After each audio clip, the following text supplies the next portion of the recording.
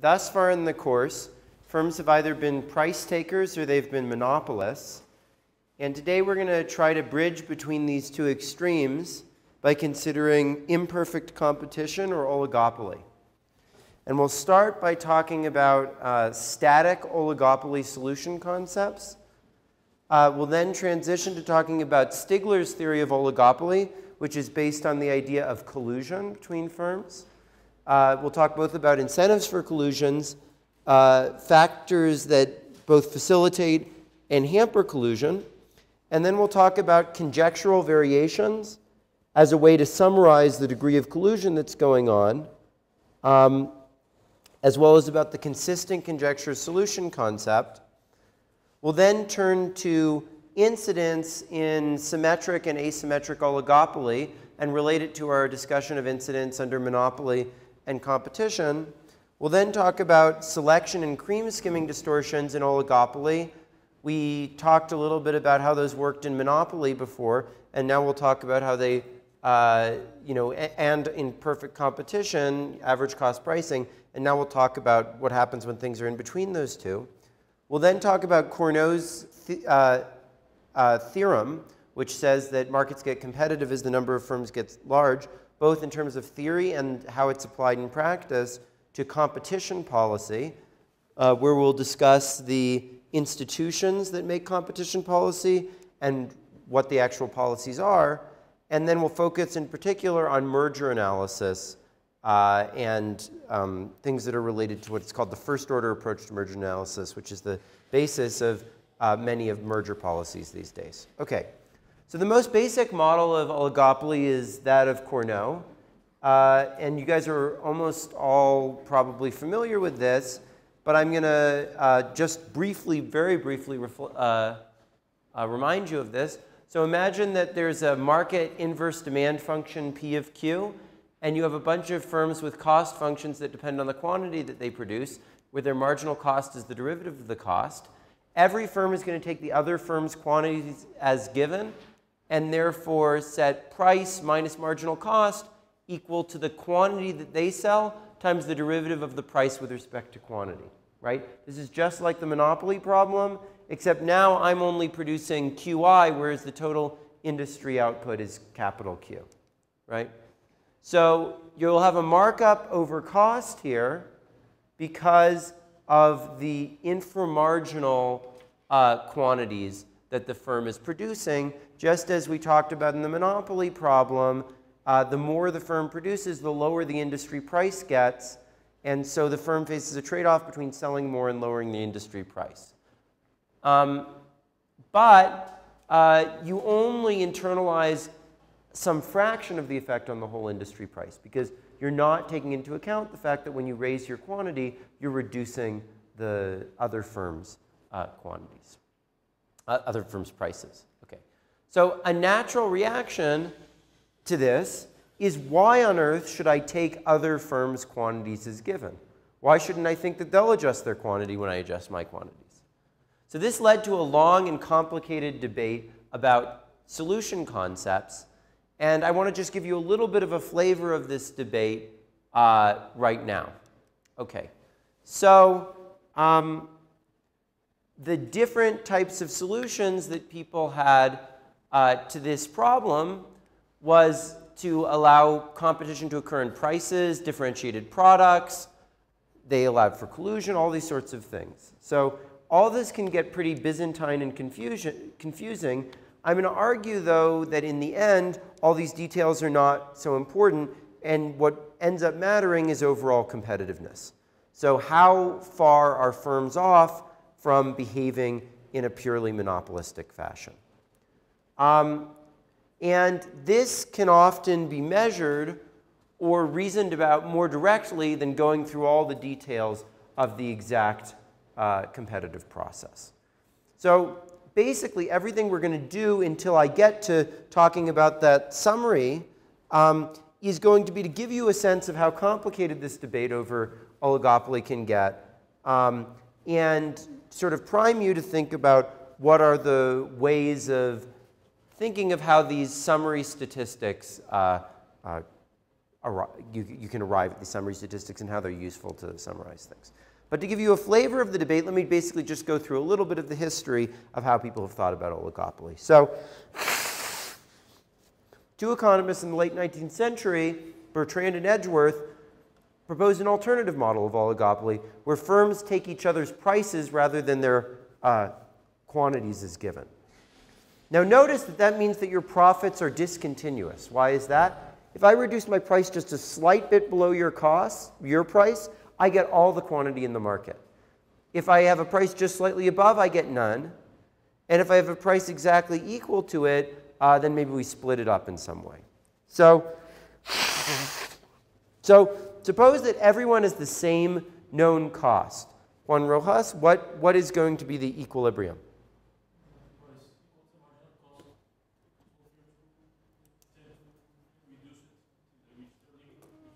Exactly. So anytime there's a positive markup in equilibrium, one firm's going to want to undercut to try to get a much bigger quantity so that they can earn that markup on a much larger number of people. So it's not going to be possible for there to be any equilibrium except with price at cost. So with more than one firm, the only equilibrium is price is equal to the common constant marginal cost of all the firms. So this is called the Bertrand-Edgeworth paradox or critique. It's called critique by people who think that this is a good point and paradox by people who think that this is sort of silly. So it suggests that just having two firms in an industry may be enough to get competition. And many people think that this is an absurd conclusion. So the reason that's usually suggested is that it seems like in the real world, if a company cuts its price by like 1 cent, there's no way they're going to get like an infinite amount more people buying their products, right? That just doesn't seem realistic, right? So Maria's not here, is she? She's usually here. Does anyone else know what some of the solutions to this paradox are? Some of the ways that people have tried? Yeah, Pablo. Costs are different and products are different, and like they're not in the same place. So. Yeah, so not all the products may be the same exactly. Not all of them may be have the same cost. Those are all solutions that some people have proposed. Another possibility is that firms collude with one another and therefore don't take each other's prices as given. They're afraid that if they lower their price, the other firm will also lower its price. Okay. So the simplest response to this paradox is that firms differ in terms of their cost. In that case, if you think about pricing, it's a little bit like a first price auction, right? Each firm sets a price and it wants to just beat the next firm. So rather than prices being set equal to the lowest firm's cost, they're set equal to the price, the expectation that the firm with the lowest cost has of what the second lowest firm's cost will be, right? Because they want to just beat the next lowest firm. Now, this is not the same as in Cournot, where things are sort of determined by the average cost of all the firms, but it's much less discontinuous. Because if a firm thinks, look, if I lower my price a little bit, there's a chance that I'll beat the next firm, but there's a chance that that firm has an even lower cost, right? And that it will make no difference.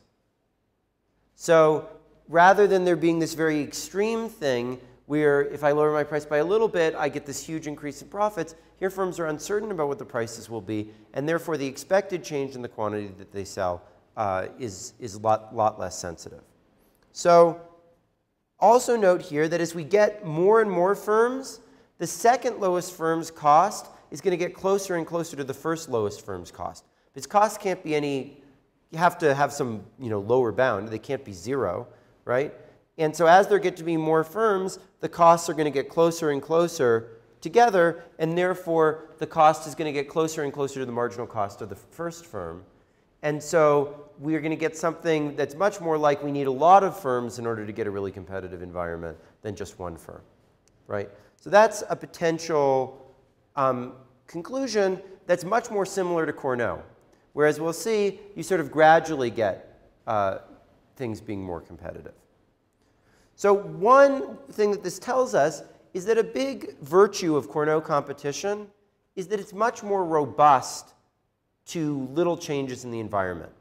If we had Cournot competition where firms had different costs, you would get something that's not so different, in fact, is actually exactly the same as if they had the average of all the costs, right? With Cournot, with Bertrand, if we have all exactly the same costs, we get one very extreme conclusion. If they have different costs, we get a very different conclusion, right?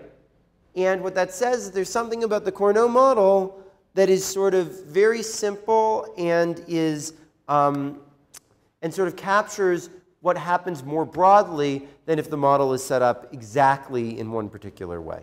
So one value of it is that it's much more robust. So again, and this is something we talked about before, if you reach an absurd conclusion from your analysis, maybe think about whether you're using the right model or not. If the equilibrium doesn't exist, think about whether you're using the right model. If you get conclusions about crime being beneficial, think about the assumptions you're making, right? Okay. Now, another more popular response is what's called product differentiation. So in this case, the products are not identical, so that if one firm raises its price, its demand falls, but not discontinuously, it falls continuously. Because the consumers view the products as differentiated by, sorry, not last week, Monday, by non-price characteristics. That is, different products have different characteristics other than their price. And another potential way to interpret this model is that the products are identical, but they're located in different places, or consumers have to search for the right product. So they don't know what all the prices of the products are. And so when they go to one store and they face a price, they're not quite sure what the other prices will be. And therefore, if one firm lowers its price by a little bit, that doesn't lead to a discontinuous increase in demand. You know, an example of this would be, I don't know if anyone ever gone downtown and you have to go to a parking lot. Well, you know, if one parking lot lowers its price by a little bit, that's not going to discontinuously increase its demand because you don't know what the prices of all the other parking lots are. Because you're uncertain about that, you don't know whether that's really such a better deal than the other ones, right? Okay. So in either of these ways, we can write the demand function as the quantity depending on the set of all prices in the market, right? So if we assume that this function is continuous and smooth, then we're basically ruling out the types of Bertrand-type discontinuities where you just go to the firm that has the lowest price or something like that. So each firm is basically a monopolist on their own product, but the other products are substitutes. And this is what I was saying the other day about the fact that monopoly versus oligopoly is not really about, is this the only firm? But you know, you can always have, you know, every firm really should be thought of as being a monopolist against some demand curve, taking as given some set of thing that a bunch of other people in the world are doing, including producers of substitutes for their product.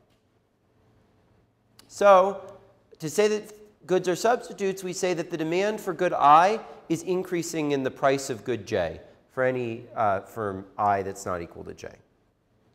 Now this is a very broad model, and we could either assume that firms choose what their price is, and then the quantities are determined by this function, or we could say that firms choose their quantities, and the prices are determined by the function. One would be more like Bertrand, one would be more like Cournot. But the most dominant way that this is used is assuming Bertrand competition given the product differentiation. So this model is usually called differentiated products Nash and prices, or DP-NIP. Now, the same basic principles hold for pricing in this case as in the monopoly model. So we can define a residual elasticity of demand as the elasticity of demand that a firm faces if it adjusts its price, holding fixed the prices of all the other firms. And Gabrielle, how would we express that? How would you express the residual elasticity of demand?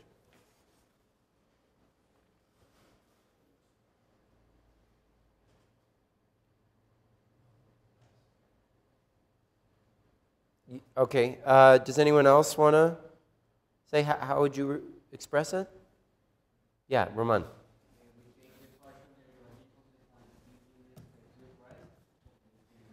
Yeah.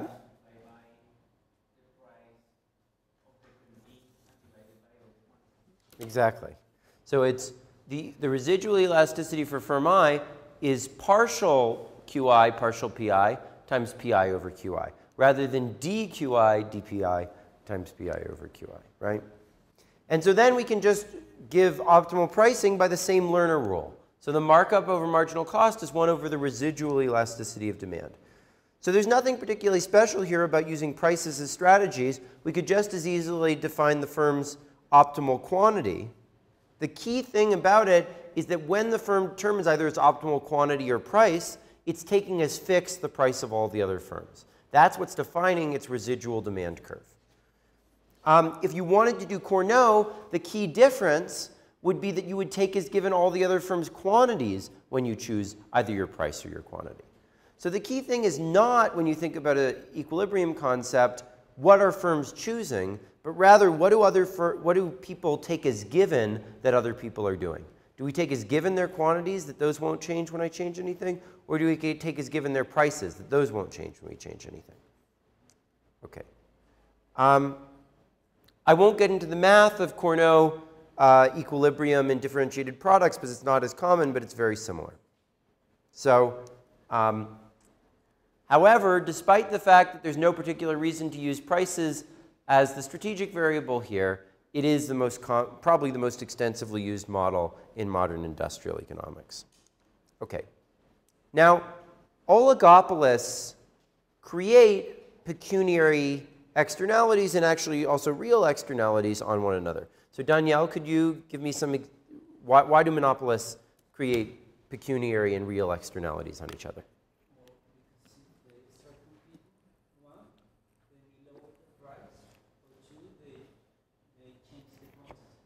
Yeah?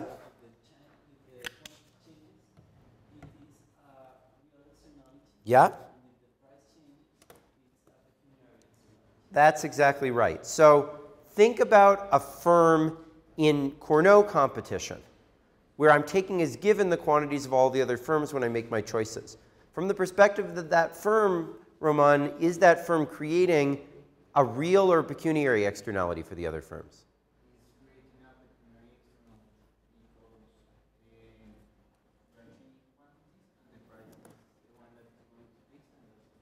Exactly. The firms are taking as given the quantities of all the other firms, and therefore they only create, from their perspective at least, a pecuniary externality, because they believe all the other firms' quantities are given. On the other hand, does anyone want to say what they think happens in differentiated products Nash and prices competition? Do you create pecuniary or real externalities there? Juan, what do you think? Real? Yeah. Yeah, you take the prices as given. So the adjustment is not happening through the prices. The adjustment is only happening through the other firm's quantities moving to you, right? So there's no pecuniary part to that externality. It's all real externality, right? But so, also because the growths are different? Well, I mean, if in any version of the model, that'll be true. So if you had the different cost version, that would be true. If you had the search version, that would be true, et cetera. So it's in any model where I take the other firm's prices as given. All the externalities I think I'm creating on them are real externalities, not pecuniary externalities. So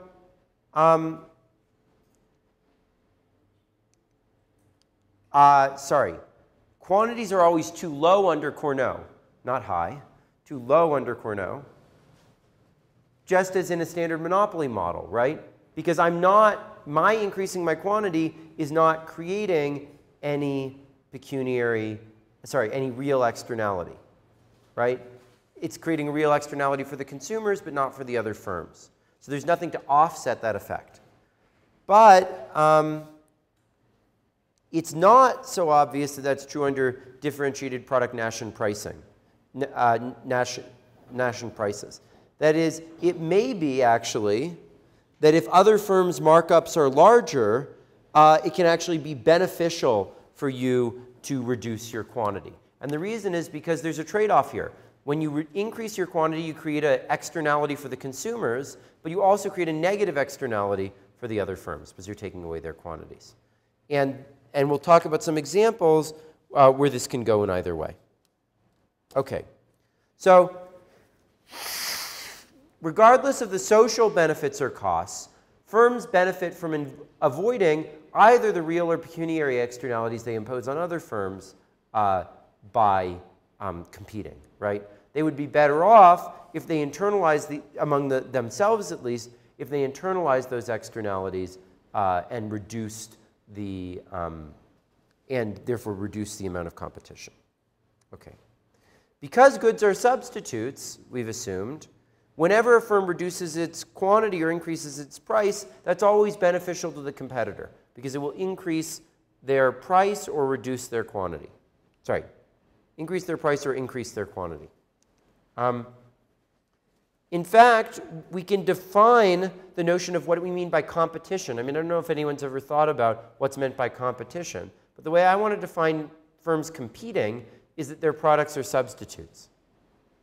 That's really all I mean by competition, is that there are two things which are substitutable, right? So if firms act to internalize this externality, what do we say that the firms are doing? Can anyone think? Juan? Yeah. Oscar, who is that? Yeah, colluding. Oscar. Yeah, that's right. We say that firms are colluding if they internalize the externalities among the firm.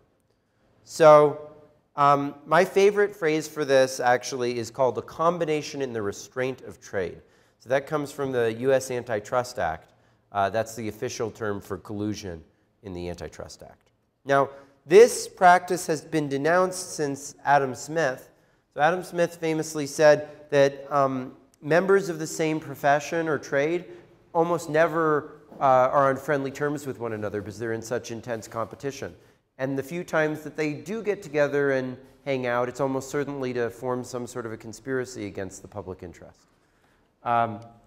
Okay, and here is a famous example of the things people were afraid of in the 19th century in the United States when they passed the Antitrust Act. So this is Standard Oil, which was a company that bought up and colluded with a bunch of other oil companies and used that to control Congress over here, state legislatures, other business people, the media, etc.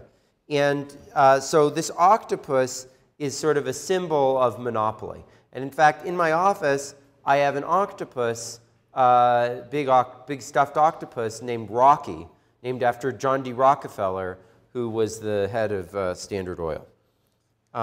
Okay, so before the late 19th century, when people in the United States started making cartoons like this, getting pissed off about the power of these big companies, it used to be that cartel agreements were actually legally enforceable. We could write an agreement that we were going to keep up prices, and that could be enforced by law. That was true in the US prior to the Sherman Act. It was true in continental Europe prior to basically the introduction of the Maastricht Treaty. There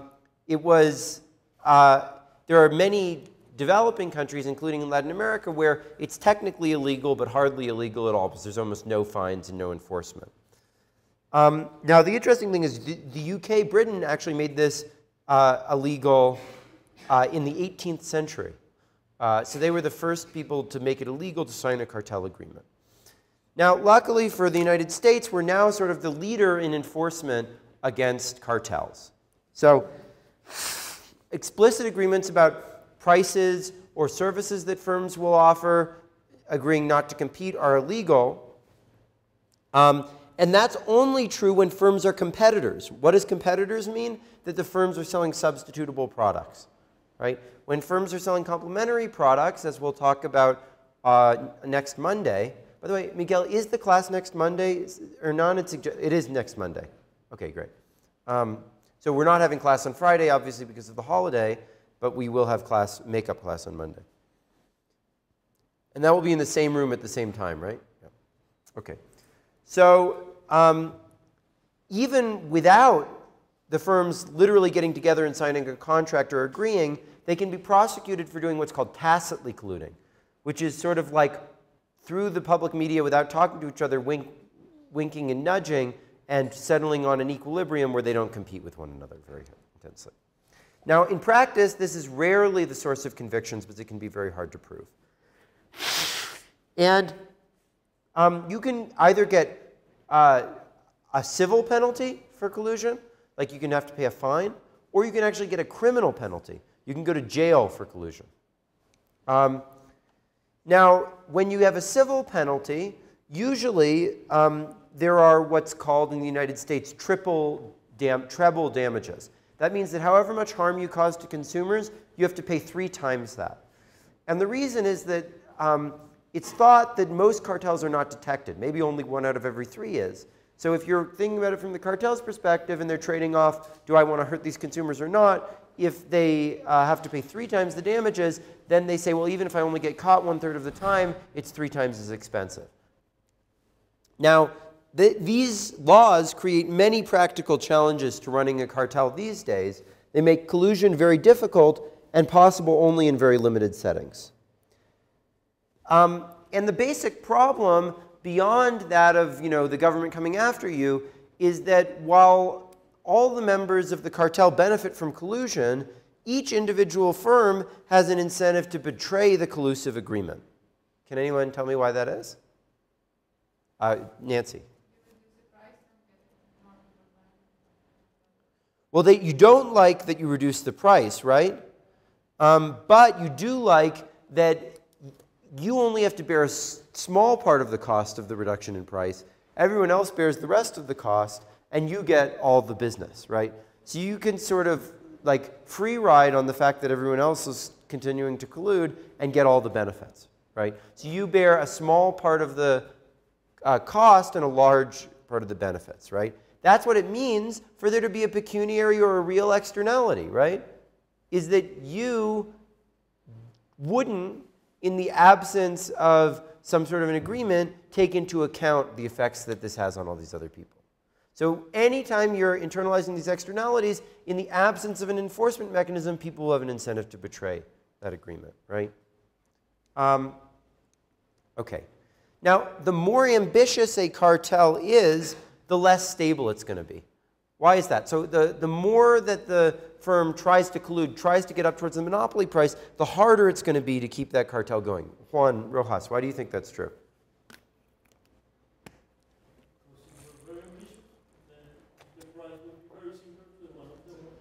Yeah.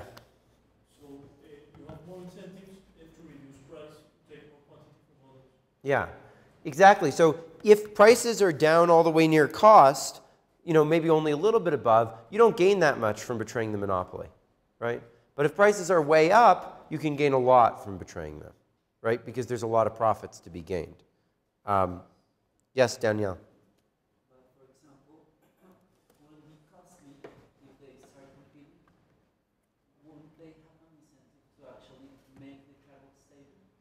Well, yeah, so that's right. They will, and they'll try to do that. But all I'm saying is that the higher that the prices are, the more work they have to do to try to deter people from cheating, right? Because the more temptation there is to cheat. Now, that doesn't mean they won't be able to do it, but it does mean that the larger of a cartel, the more ambitious of a cartel you try to establish, the harder it is going to be to maintain. It'll also be easier for the public authorities to detect it if it's way above cost than if it's just a little bit above cost. So that's another reason why it can be hard to maintain a very ambitious cartel. Okay, so the extent of collusion is basically determined by the ability to deter cheating, right? Because if you're able to deter cheating very well, you'll be able to sustain a very high level of collusion. If you're able to deter it only a little bit, well then it's not going to be enough to offset all the instability that comes from having a high price. So you'll be able to sustain at most a little bit of collusion, right? So the better you are at deterring, the higher amount of collusion you'll be able to sustain. Okay. And every cartel in order to deter people from cheating, needs to create an expectation that if people cheat, they'll be punished. And that will not make it worth their while to cheat, right? And so the goal of a cartel is to ensure that there's credible punishment of cheaters. On the other hand, there's an agency out there, the antitrust agency, and the customers of these people are trying to catch people who are colluding and prevent and, in fact, encourage people to cheat, right, and destroy the cartel. And so Stigler's theory of oligopoly is all about the back and forth between these two groups. It's all about the interplay between the cat and mouse game of the collusive group trying to maintain collusion while the agency tries to catch them. Now, in order for a firm to deter cheating, what sorts of things does it have to be able to do, Juan Rojas? First of all, it needs to create a credible punishment. Yeah. That will be able to enforce. They will be needing to find out when they are actually cheating. Yeah, that's a big problem, right? And it needs to find out if someone's cheating and who is cheating, right? And they need to be able to determine what the optimal cartel agreement is, right? Which is hard as well, because if they don't all know the information about each other's costs, they have the same sort of problem that we always have when you have externalities, right? Is that the information that's necessary to make the right externality policy may be diffuse. And it's particularly hard to collect that information when the government is breathing down your neck and stopping you from talking to each other. So first they have to come up with the right cartel agreement.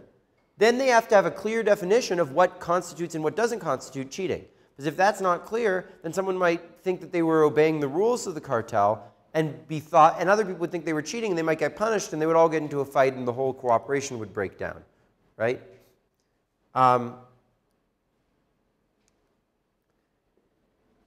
So we need to give firms some flexibility in terms of the way they behave in response to new information they get. They can't just do exactly some pre-scheduled thing that the cartel tells them to do for all the reasons that we said that you can't have, you need to have some liberty so that people have the ability to incorporate, if this company's factory breaks down, they can't keep producing as much. Or if they get some really cheap supply of natural resource, they shouldn't just completely sit on it, right? So the cartel needs to allow some flexibility to each firm. But if it gives too much flexibility, then it's going to be easy for people to cheat on it. So there's going to be a trade-off between those. Then they have to be able to detect cheating and distinguish it from the fact that just naturally in the course of the market operating, prices go up, prices go down, quantities go up, quantities go down, right? That just happens all the time because demand for different products changes, right? So you need to be distinguished when a firm is actually cheating versus when the market is just churning, right? Many things that look like cheating may be innocent, right? And other things that look innocent may actually be a result of cheating. It also has to have a cost-effective means of punishment. Remember when we talked about Becker's theory of crime? If punishment is very expensive, it's not going to be credible that it will be used, or using it will be so costly that it won't make sense to use it, right? So the ideal thing would be is if you could tax certain members and redistribute it to other members. Now, one way that that's often done is that if one firm looks like it's breaking the cartel agreement, then the new agreement ends up saying that that firm gets a smaller market share. And that means that the firm will get a smaller part of the profits. More of the profits will go to other firms. That's almost like taxing that firm and redistributing to another firm. So that's one way cartels do this. A much less effective way is for the cartel to engage in a price war where they all bid down prices. Now that hurts the defector, but it also hurts the punisher. That's much more like putting someone in jail, right? So that's a much less cost-effective means of punishment. Will make it much harder to maintain a strong cartel agreement. And you have to be able to do this quickly, right? Because if you can't punish them quickly, then they say, oh, look, I'll make a bunch of money in the interim, and then who cares what happens? I'll just leave the industry at that point.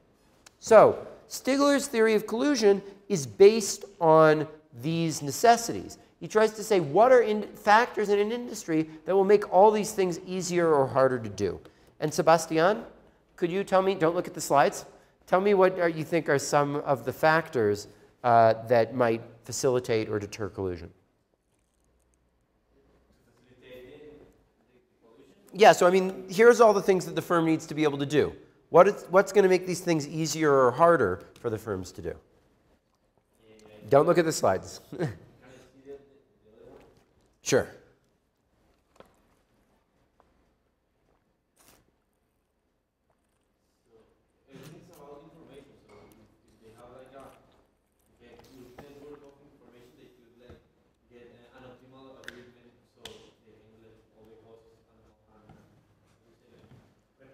Yeah. Yeah. Yeah. Yeah. So their ability to communicate with one another is going to be something that's really important, right? So that's a crucial factor, right? Another crucial factor is that if the buyers of your products are small and homogeneous, it's going to be much easier to maintain collusion. Why is that? Well, with small homogeneous consumers, it's very smooth how the demand moves around. You'd have to really change your prices significantly in order to get more business, right? And no individual consumer will have a very strong interest in trying to break up a cartel or detect one, right?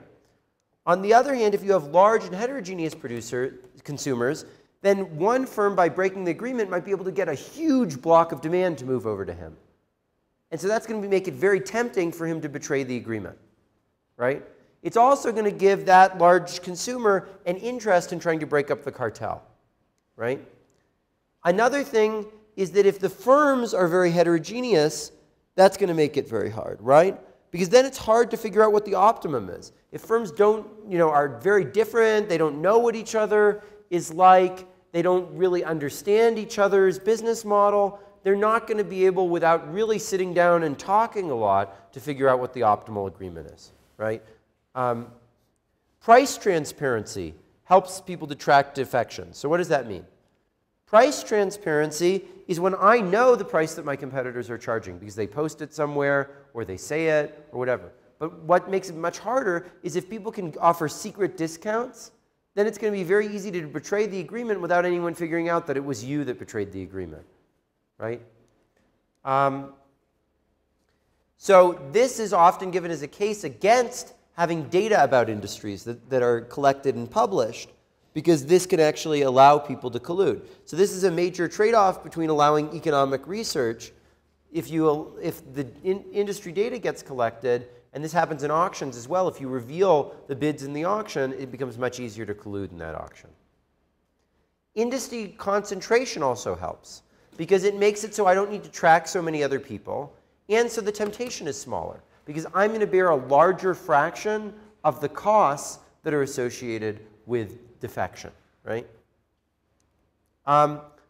Variability of demand hurts monitoring. So if your demand is very constant over time, then you know that the changes that are happening must be because the other firm was betraying, right?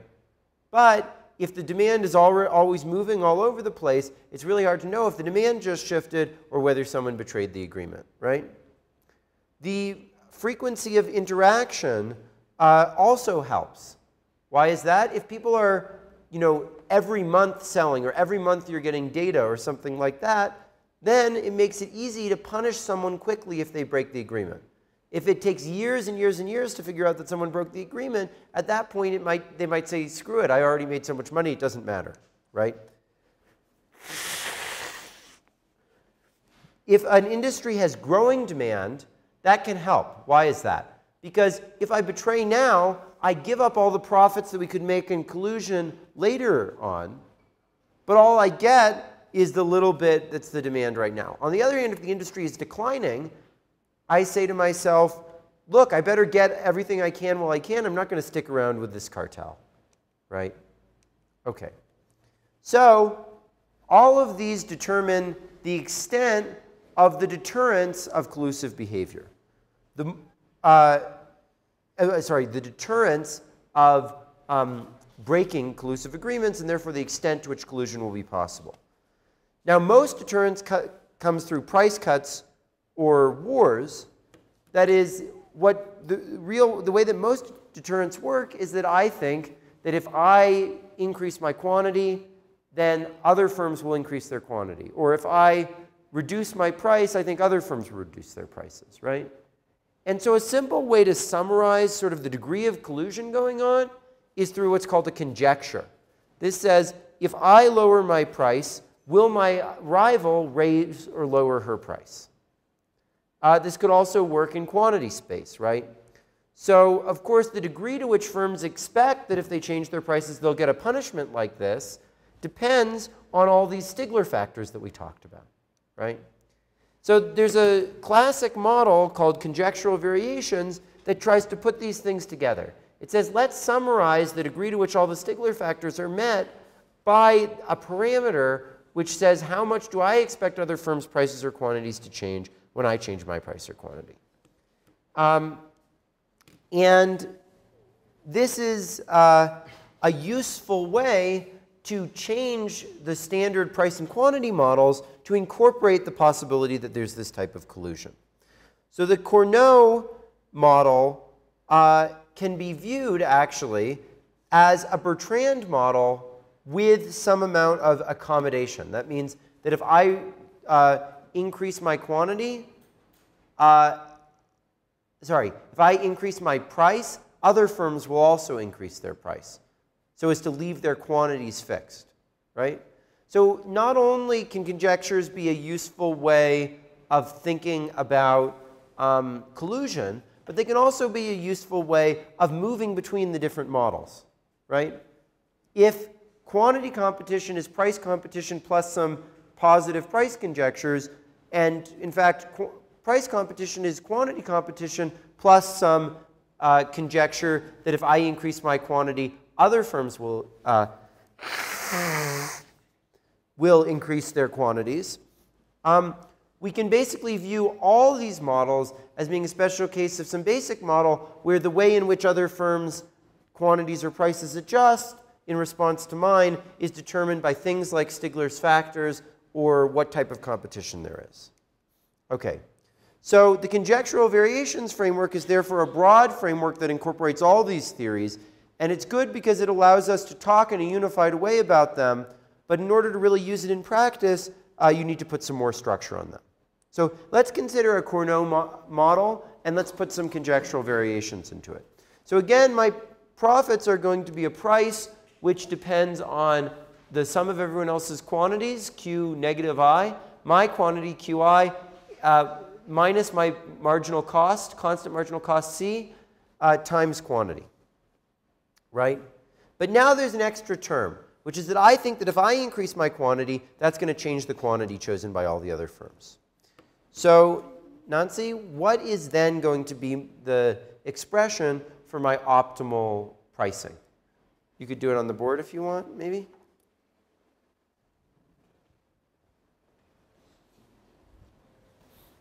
Oh, we need a pen. Yep, the pen man is back there.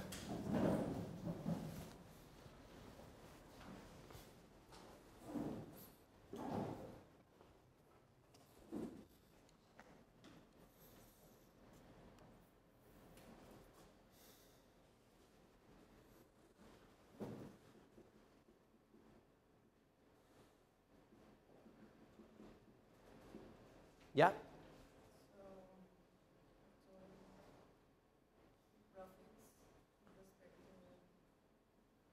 Yeah?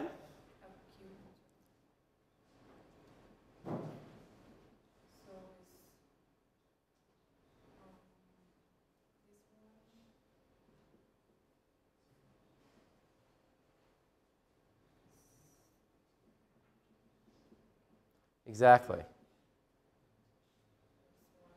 Yeah? Minus cost, right? Oh, yeah, sorry. You're doing the other term there, yeah. Exactly. That's exactly right. So, very nicely done. So rather than having price plus P prime times Q is equal to C, we now get price plus P prime times Q times 1 plus how much everybody else's quantity changes with my quantity is equal to C, right? And so what that says is that if when I increase my quantity, other firms increase their quantities, right? Then we're going to get more collusive behavior, because this term, which is the inefficient term, is going to be larger. On the other hand, and this is called a conjectured accommodating reaction. If I reduce my quantities in like a good collusive person, then other people will also cooperate and reduce their quantities, right? So this is exactly how, in the collusive arrangements, collusion is facilitated. When firms increase their quantity, they expect other firms to attack them and increase their quantities as well. If the firms reduce their quantities, they expect firms to accommodate them and reduce their quantities. On the other hand, you could have the case where when I increase my quantities, other firms reduce their quantities or lower their prices. This was not on your exam. That's true for the other class, sorry. In this case, when I increase my quantities, other firms reduce their quantity, that's going to encourage me to behave in a more aggressive way, right? That's going to make me be more competitive than Cornell. And in fact, Bertrand is exactly the case where I think for every unit that I increase my quantity, other people reduce their quantity by 1 unit, right? And so that makes you charge price equal to cost. Okay. Now you can also do this sort of logic starting from differentiated products Nash and pricing, where it's the prices that I conjecture will change. Now, a natural question is how important each one of Stigler's factors is. That is, how much is this thing, which is what affects how high I want to price, affected by all of Stigler's factors, right? All of his factors were qualitative, whereas the CV parameter, conjectural variations parameter, is quantitative. A natural question is how much the conjectural variation parameter changes when different of these conditions change. Because that's going to determine the amount of collusion as a function of these different factors of the industry, right? So one thing that you could do is you could regress this conjectural variation parameter in different industries on some of these different factors measured in some way. Astonishingly, I don't think anyone has ever done this exercise. It's a very ambitious thing. It would be a very interesting paper, but I don't think anyone's ever attempted it. To do this, though, a first step is to try to measure the conjectural variation parameter in different industries. So this is difficult, but 2 different types of approaches have been taken. So one is to measure the demand, somehow try to measure the demand, to measure the cost, and try to solve for the conjectural variations parameter using this equation, right? Another approach is to avoid measuring cost. So some people say cost is very hard to measure. The quote-unquote new empirical I/O, which is started in the 80s and has become the dominant way of doing industrial organization, tries to avoid using cost data and instead to try to use different changes in the demand conditions to trace this out. So in particular, imagine that we used to have this demand function D here, right? And this was the marginal cost curve. And imagine that this demand were to rotate to be this demand here, right? So this demand became this demand. Now in a perfectly competitive industry, that would make no difference, right? Because they both intersect the marginal cost curve at the same point. However, the marginal revenue curve is going to move from being here to being here in that case, right? So it's going to very much change the marginal revenue curve, even though it shouldn't affect the quantity in a competitive industry. So what we would expect to see is when you see that rotation, you would expect to see an increase in the quantity if the industry is acting in a monopolistic way. And the more monopolistically they're acting, the more you would expect to see the quantity increase, right? And so one thing people have tried to do is to look at these things that cause the demand curve to become more elastic without changing its quantity at the equilibrium price and see whether those lead to a change in the behavior of the firms. Now, those things have been a bit hard to come by. So you wonder how we might measure these things if we don't have access to that. For example, how would a firm figure out what the right conjectural parameter is, right? I mean, firms, you know, they can sign the agreement or they can wink at their people, but how do they actually know how much other firms are going to change their quantity when they change their quantity? Well, a natural way for them to do it is to base it on their past experience.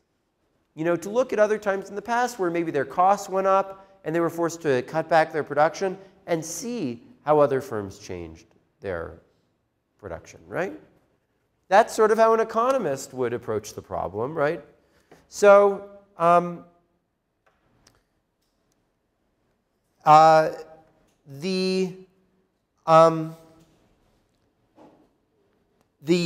natural approach is to look, when in the past I increased my cost increased, and therefore I increased my price. That's sort of like a natural experiment. I can see what happened to my rivals' prices or their quantities.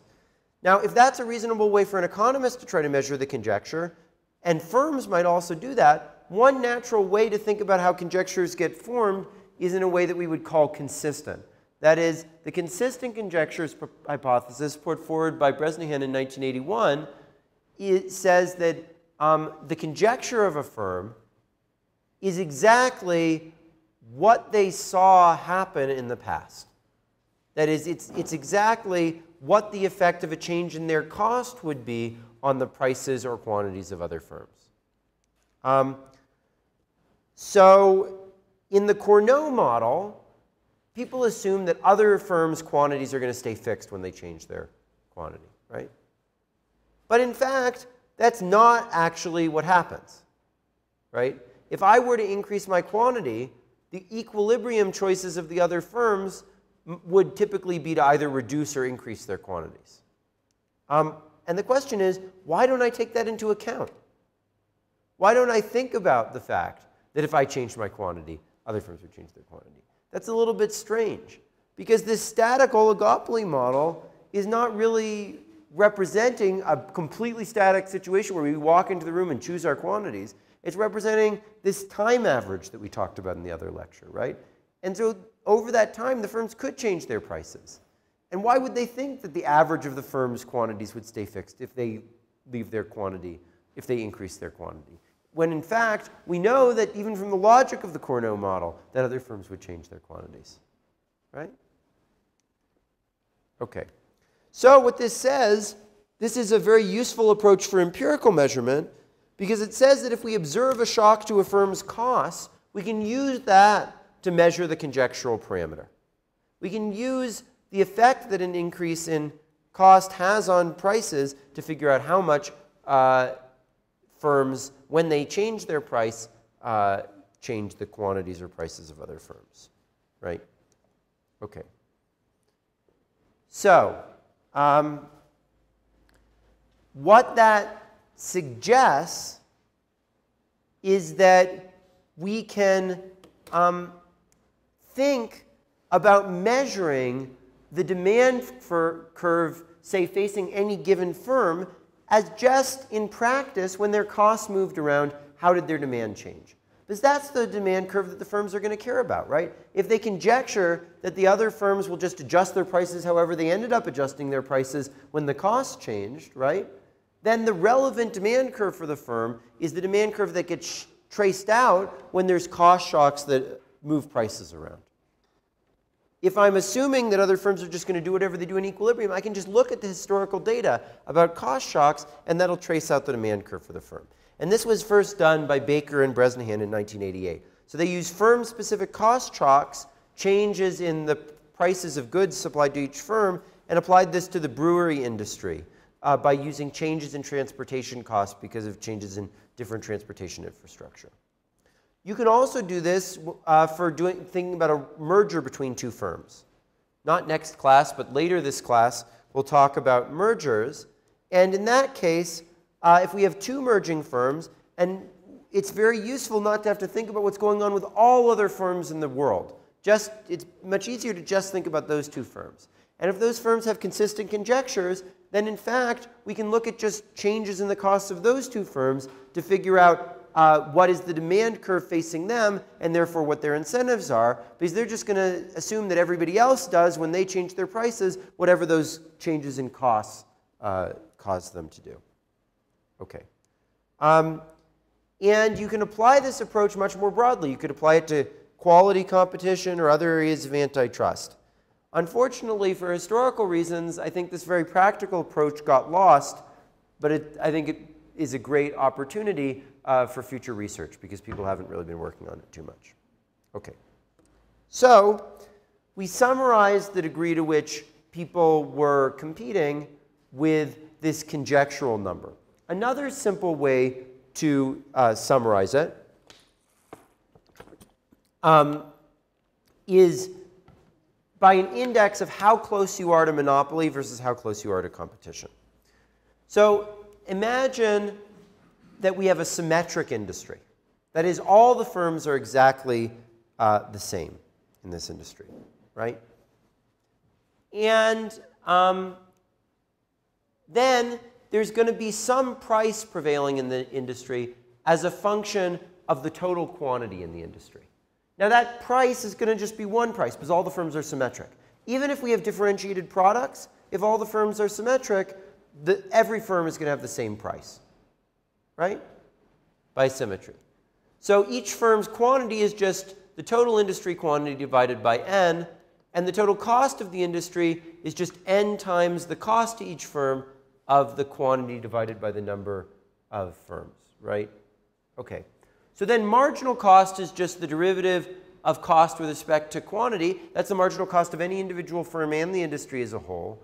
And the elasticity of demand for the industry as a whole is P over Q times P prime. So what we can do is summarize the whole behavior of the industry by the following equation. So we know that under monopoly, the Lerner index, price minus marginal cost over price, would be 1 over the elasticity of demand. But let's call theta P minus MC over P times the elasticity of demand. So if theta is equal to 0, we're in perfect competition. If theta is equal to 1, we're in monopoly, right? And so that's a model that nests and simplifies a bunch of different settings. We can include differentiated products, Nash and prices here. We can include Cournot. We can include many, many different things in this model, and I'll show that in a minute. Now imagine that the degree of theta, the degree to which we're close to monopoly or to competition, doesn't depend on what the price or the level of a tax is. If that's true, then we get a very simple version that will allow us to extend the principles of incidence we were talking about to oligopoly. In particular, the pass-through rate now is going to be 1 over 1 plus the elasticity of demand over elasticity of supply. That's the competitive formula. So if theta is equal to 0, that's what holds. If theta is equal to 1, this is what holds. This plus the elasticity of the marginal surplus that we talked about in a monopoly. In between, we'll have something that's in between the two of these. Now, of course, if the degree of collusiveness or the degree of being close to monopoly increases with the level of the price or a tax, then the pass-through is going to be higher. If it decreases, then the pass-through is going to be lower. But assuming that that doesn't happen, we can then express the incidence of a tax as a weighted average of the incidence under monopoly and competition. So Oskar, can you see how we could do that? Do you remember the formulas for incidence under monopoly and competition? Does anyone else remember that or want to try to do that? No. Okay, well, remember that the amount that producer surplus falls when there's a tax is 1 minus rho under competition, and it's just 1 under monopoly. So the natural way in between those is 1 minus theta times rho times quantity, right? And the amount that consumer surplus falls was rho times quantity under both models. So that should just be rho regardless of what theta is. Therefore, the incidence is going to be rho over 1 minus theta times rho. So if theta is equal to 0, it's monopoly, rho over 1. If theta is equal to 1, it's going to be rho over 1 minus rho. And it'll be in between in the other cases. Now, with constant marginal cost, we can also think about dead weight loss in the same way.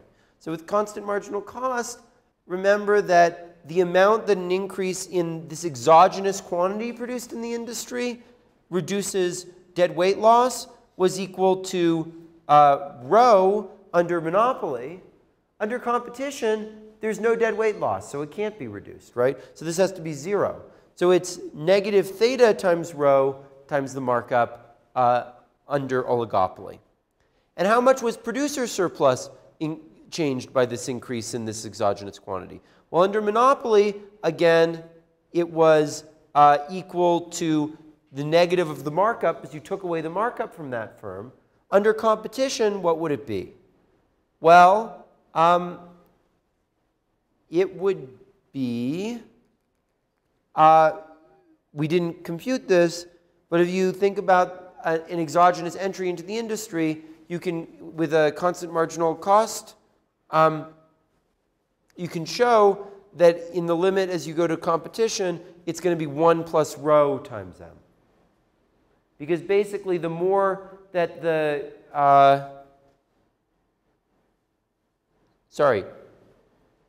yes, 1 plus rho times m. Why is that? The more you go towards competition, the more the increase in the quantity is going to hurt you, because if there's a lot of pass-through, then an increase in supply is going to lead to a reduction in price that's significant, and therefore hurt the firm more. So the incidence in terms of dead weight loss is going to be theta times rho over 1 plus 1 minus theta times rho. Okay, so the way that you can think about oligopoly pricing is that if here's the marginal cost curve and here's the demand curve, then a monopolist produces down here, competition produces here, and an oligopoly will produce somewhere like that. And theta determines how close this oligopolist's effective marginal revenue curve is to demand versus to marginal revenue. If theta is equal to 1 and we have perfect monopoly, it will be here. If theta is equal to 0 and we have perfect competition, it will be here. And in general, it will be somewhere that's a weighted average of those two. Okay. Now, this model, I think, was a little bit abstract, right? It was not talking about any specific model of how firms make decisions. So I want to show you how all the other models we've been talking about fit into it. So can anyone see how the Cournot model fits into this framework? Yeah, Roman.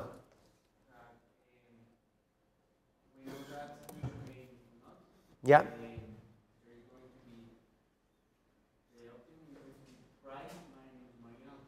Yep. Yep. So if we equal to 0, so if we pass the Cournot distortion of the other side, yep. and divide by price, we can take the elasticity and can calculate the theta. Yep. And the theta is going to be 1 over n. So why is theta going to be 1 over n? Can I pass? Yeah, sure.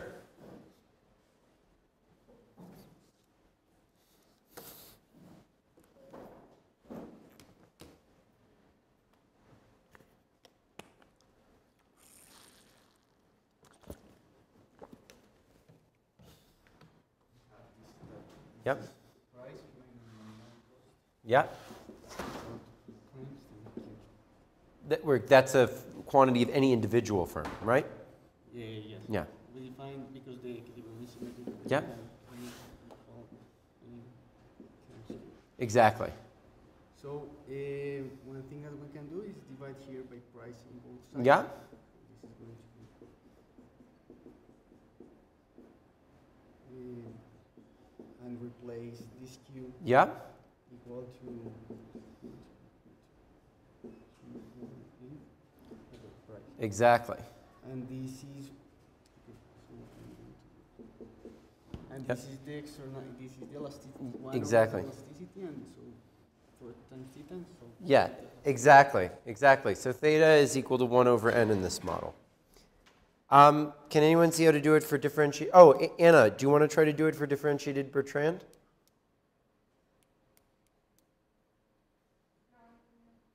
Okay. Well, so what you do in differentiated Bertrand, remember, is that we said your markup is equal to 1 over the residual elasticity, right? So the theta is the ratio of 1 over the residual elasticity to 1 over the industry-wide elasticity, right? So that is, the residual elasticity is negative your quantity over price times dqi dpi, right? Which is the same as the elasticity of the industry-wide quantity, sorry, the derivative of the industry-wide quantity with respect to price, with the industry-wide quantity up there, but then we have to divide by the number of firms so that this becomes the little q, right? And then we have to take the ratio of the elasticity of the industry-wide quantity with respect to the industry-wide price to your individual quantity with respect to your individual price. So theta is equal to the derivative of the industry-wide quantity with respect to the industry-wide price divided by n times the derivative of individual quantity with respect to individual price, right? That is theta. Okay, and what is that? Well, let's express the derivative of the industry-wide price with respect to the industry-wide quantity with respect to the industry-wide price as the derivative of my own quantity with respect to my own price plus n minus 1 times the derivative of my own quantity with respect to my competitor's price, right? Because when the industry-wide price changes, that's the same as summing up the change in all of my competitors' prices plus the change in my own price. And the impact that that has on my quantity by symmetry will be 1/n of the effect that it has on everyone's quantity.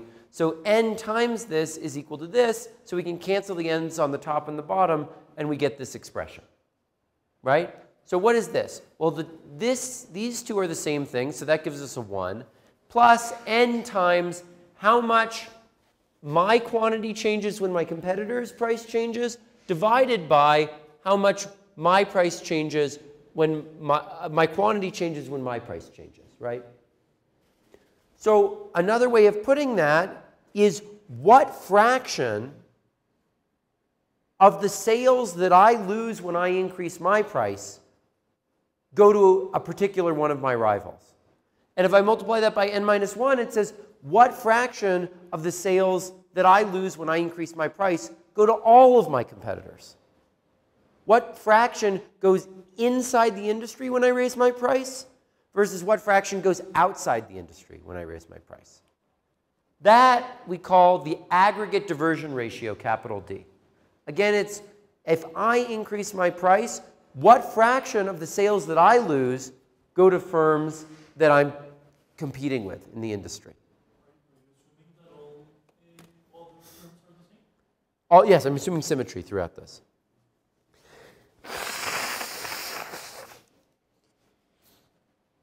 Okay. So this is a measure of the real externalities that are created for every sale that I make, right? Because every time I make a sale, there's some fraction of that sale that's stolen from all my competitors. So this is a very natural measure of theta, right? It's like how close are we going to be to colluding or not? It's how close are we to internalizing the effects that our actions have on everyone else. If we internalize that perfectly, if there's no real externality, then D would be 0 and we'd be at pure monopoly. If this was 1 and for every unit I sold, I created a full externality on everyone else, we'd be at perfect competition. So it turns out that if you solve out a differentiated products per tran model, it's not usually the case that this theta is constant in the price. It usually actually falls with price, and therefore pass-through tends to be a bit lower than would be predicted in this model. But it gives you, I think, a pretty good benchmark for thinking about things. So everything we said earlier about incidence applies here as well. All the principles we used for incidence could apply just as well in oligopoly as they did in either perfect competition or monopoly. So all the same types of things where we can use incidence, if we just change the incidence formula to be this weighted average of monopoly and oligopoly, is relevant here. And this is the reason why this parameter theta is so useful, because it basically tells us the extent to which we're going to have to think about the monopoly and the oligopoly incidence formulas. And as we know, incidence determines so many things that this is really a summary statistic that sums up how much the world is like the monopoly world versus how much the world is like the competition world when we're thinking about all sorts of policy questions. Okay, so now we've just derived that when you increase quantity, the reduction in deadweight loss under monopoly was m times dq, right? But under oligopoly, it's only theta times m times dq, right? So the question is, why is the deadweight loss of reducing quantity, or the reduction in deadweight loss when we increase quantity, greater under monopoly than it is under oligopoly? Can anyone give an intuitive explanation for that? Yeah, go ahead, Danielle.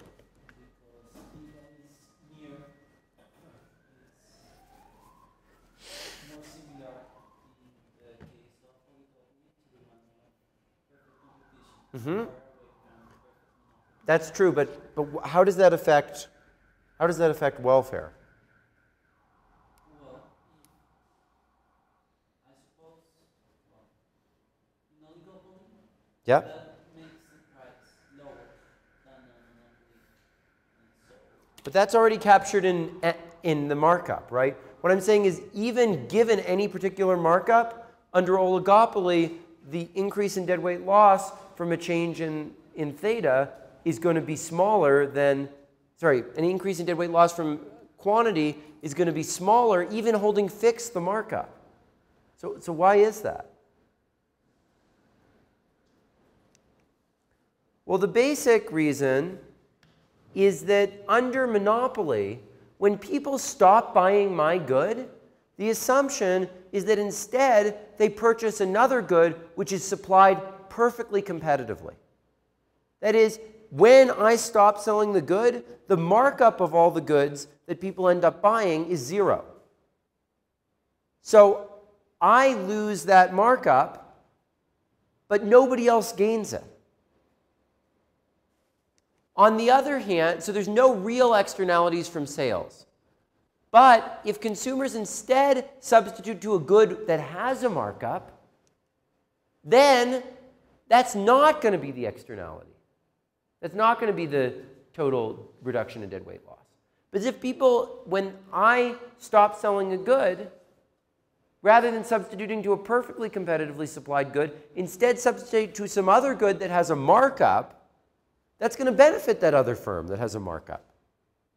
That's going to reduce deadweight loss on that other good, right? And that is going to reduce the deadweight loss of my not selling a good. So the real formula, once you think about things from an oligopoly perspective, is not m times dq, but m minus the average markup of all the firms that people end up substituting to times dq. And that is exactly what's captured by theta. Theta is 1 minus the average markup of the goods that other people substitute to. So that's exactly the reason why it was 1 minus the aggregate diversion ratio. Because the fraction of people who substitute to another good that has the same markup as me is the same, is exactly 1 minus d. And then the rest of the consumers substitute to a perfectly competitively supplied good, right? And So if M is the average markup of substitutable goods, then this is the right formula for deadweight loss, right? Now, under Bertrand, that happens directly because when I reduce my price, I take away sales of other goods. Under Cournot, it's a little bit more subtle. It's that when I increase my quantity, other firms, in reaction to that, will choose to reduce their quantities. And so effectively, I'm taking away sales from the other firms. Okay. Now, in symmetric oligopoly, this had a very simple effect, right? It was just this theta. It just reduced the deadweight loss, right? But things are much more interesting when firms are not symmetric. Because then some firms may have greater markups than other firms, right? So, for example, if some firms have lower costs than others, they may end up with bigger markups. If some firms have different conduct parameters, they might end up with different markups, right? So if, for example, some firms are acting more collusively than others, they'll tend to have a higher markup than the firms that are acting less collusively. Or if the products have different qualities. You know, higher quality products often have higher markups than other products, right? Okay. So let me try to give some examples of what effect this ends up meaning. So remember that in the Cournot model, the markup that each firm gets is equal to P prime times Q. And because P prime is the same for all firms, because there's just one product, the markups are proportional to the quantities, right? So what that says is that bigger firms will have bigger markups. So it would be ideal if we could take more of production from the small firms and move it to the big firms, right? Which says that if you have a really big firm in the industry that starts buying up lots of small firms, that's not such a bad thing necessarily. Because that will cause a reallocation of production from the small firms to the big firms, right? That's beneficial because the small firms have a low markup. And so if you look at this equation, they may actually have a negative distortion from selling less. It may actually be beneficial for them to sell less so that the bigger firms sell more. How about under differentiated Bertrand? Well, remember that each firm's markup is inversely proportional to its own elasticity, right? So imagine that there's one firm that has a product that is very inelastic in terms of how many people would buy some good that's outside of the market. And another firm that has a quite elastic demand in terms of substitution to outside goods. Well, the one with the inelastic demand is going to have a higher markup, right? Because we said that the firm's markups are inversely proportional to their elasticities, right? Now imagine that these two goods are pretty close substitutes for one another. One is inelastic to the outside demand, one is elastic to the outside demand, but they're pretty close substitutes for one another, right? It might actually be good for those two firms to merge. Why? Because the firm with the elastic to the outside good has a low markup. The firm with inelastic to the outside good has a high markup. So it's actually good if that firm with the high elasticity reduces its quantity. Because again, that's going to cause substitution to this other good, right? And that could be a very beneficial thing, potentially. So what that says is that we should tend to actually favor firms that have high markups. Favor firms that have inelastic demand. Because those are the firms that are sort of getting screwed by these other guys who have elastic demand and low markups stealing their sales and profits. Another example of this is there's a famous model by Dixitz and Stiglitz from 1977 where all firms have the same constant elasticity of demand. And that means that they have the same relative markup because they all have the same elasticity, right? So this leads to a really interesting conclusion. So think of two different versions of this model. One version is that there's this industry of firms that all have the same elasticity. And then there's some perfectly competitive industry, some numeraire good, which is perfectly competitively supplied. In that case, the fact that these firms act in a monopolistic way is going to be harmful, because it's going to lead to too little production in this industry, too much consumption of the outside numeraire good, right? And it will also lead to too little entry into the industry. Why is there too little entry into the industry? Well, remember that the firms don't internalize the full value of the consumer surplus. They only internalize the profits that they make. And therefore, as we talked about yesterday, there wouldn't be enough entry into the industry. But imagine if this was the whole economy. There was no outside numeraire good. The only things you could buy were these monopolistically competitively supplied goods. Then it turns out that there's no distortion at all. Everything is first best. So by eliminating this perfectly competitive industry or making it monopolistically competitive like the other firms, we've actually made things better. We've eliminated the distortions in the economy. So what that says is that the real harms from having overall a monopolistic economy is that people substitute to whatever is perfectly competitively supplied. And that might be making things for themselves at home. It might be just withdrawing from the market altogether. But if people don't have the option to do that, then the monopoly actually doesn't cause any harms. Okay. So I think that this changes our perspective on market power in several ways, right? It's the heterogeneity of market power, not the level of market power, that really is the key distortion. And I think that gives a different way of looking at several issues. So first of all, let's think about like strategic interactions, collusion, conjectures that we were talking about in oligopoly. Now, these are very harmful if one acts more competitive, if one firm acts more competitively than the other firms. But they're not so harmful if all the firms are colluding.